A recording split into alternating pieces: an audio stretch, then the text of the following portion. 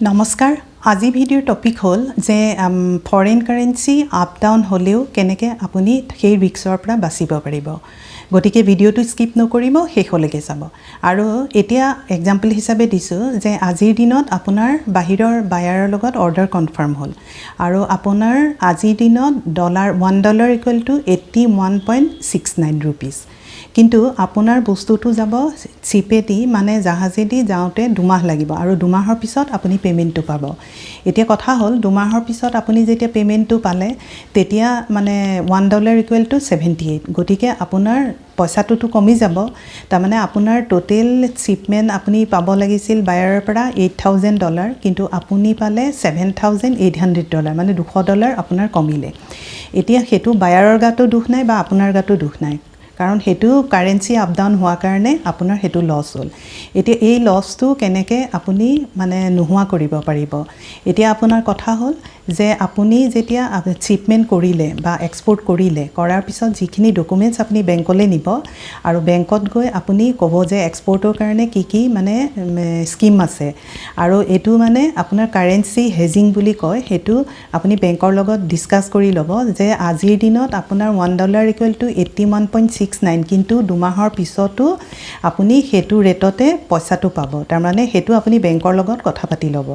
আৰু যিবিলাক বেংকে AD code authorised dealer code দিয়ে তেওঁলোকৰ এখিনি মানে ফৰেন এক্সচেঞ্জত কাম কৰি থাকে এক্সপোৰ্ট ইম্পোৰ্টৰ ওপৰত তেওঁলোকে হেখিনি আপোনাক গাইড কৰিব মানে currency hedging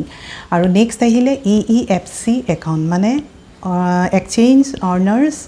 foreign currency account মানে আপুনি বাহিৰৰ বায়াৰে আপোনাক যেতিয়া পেমেন্টটো কৰিব ডলাৰতে হেতু মানে EEFC একাউন্টত সোমাব আৰু হেতুত আপোনাৰ 30 দিনলৈকে ডলাৰতে থাকিব আৰু 30 দিনলৈ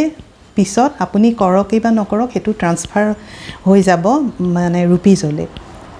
গতিকে আপুনি যদি ইম্পোৰ্টও কৰে তেতিয়া হলে আপোনাৰ এটা সুবিধা কি হ'ব যে আপুনি ডাইৰেক্ট EEFC একাউন্টৰ পৰা ডলাৰ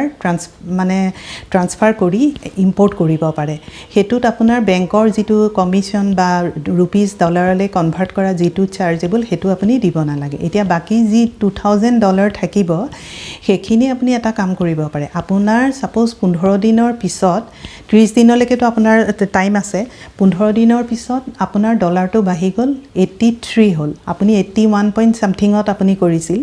গতিকে আপুনি তেতিয়া বেংকক হেতু সেল কৰিব পাৰে আৰু তেতিয়া হেতু আপোনাৰ প্ৰফিট হ'ব মানে হেতু কিন্তু 30 দিনৰ ভিতৰত কৰিব লাগিব EEFC একাউন্ট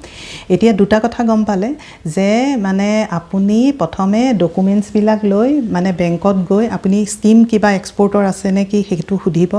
আৰু কাৰেন্সি হেজিং কেনেকৈ কৰিব পাৰি হেতু সুধিব আৰু নেক্সট আপুনি EEFC একাউন্টৰ কথা সুধিব তেওঁলোকে হেখিনি আপোনাক গাইড কৰিব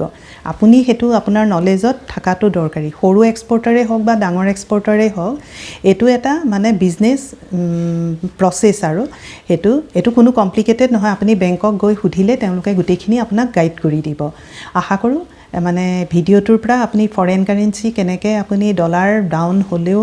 ৰুপিজ ডাউন হলেও আপুনি মানে একেই পৰিমাণত মানে টকাটো পাব হেতুৰ ওপৰত নলেজ পালে আৰু যিসকলে ভিডিওটো নতুনকৈ চাইছে তেওঁলোকে সাবস্ক্ৰাইব কৰিব আৰু নেক্সট মই নতুন টপিকৰ ওপৰত ডিসকাস কৰিম আৰু কমেন্টছত কিবা থাকিলে লিখিব আশা কৰো আপোনালোকে ভিডিওটোৰ পৰা মানে ফৰেন কাৰেন্সিৰ ওপৰত নলেজ পালে ধন্যবাদ